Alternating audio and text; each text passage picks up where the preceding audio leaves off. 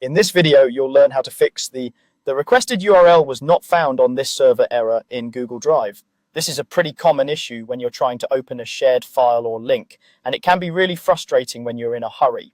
The good news is that it usually comes down to a simple link or access problem, and you can often fix it in just a few minutes. Let's walk through it step by step. First, start by checking the link itself. When you receive a Google Drive link through email, chat, or a document, it's possible that the link was cut off or copied incorrectly. Look closely at the address bar in your browser and make sure the entire link is there from start to finish. If you clicked it from a message, try copying the link and pasting it into your browser manually to see if anything is missing.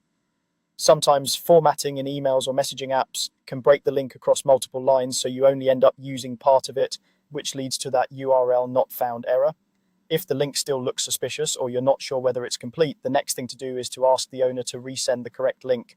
Let them know that you're seeing a requested URL was not found on this server message and that the link might be broken or incomplete. It can help to ask them to open the file themselves in Google Drive, click the share button, and then copy the link directly from there. That way you know they're sending a fresh, properly generated link instead of something that might have been altered or shortened. Now, even with the correct link, you can still see this error if the file has been deleted or moved. Maybe the owner cleaned up their drive, moved the file into a different folder, or removed it from the trash. In that case, the old link is essentially pointing to something that no longer exists in that original location.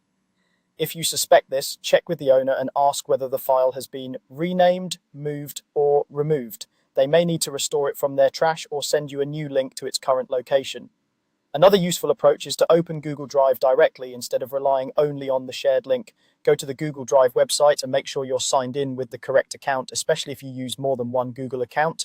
Once you're in, use the search bar at the top to search for the file name or for keywords you remember from the document or folder. If the file has been shared with you, it might show up under the Shared With Me section, even if the old link isn't working anymore. Finally, if you can see the file listed but still can't open it, or if the owner has adjusted permissions, you may need to request access again. Click on the file or the link, and if Google Drive tells you that you don't have permission, use the Request Access button. That will send a notification to the owner so they can grant you the correct level of access, such as view or edit. Let them know what you need to do with the file so they can choose the right setting.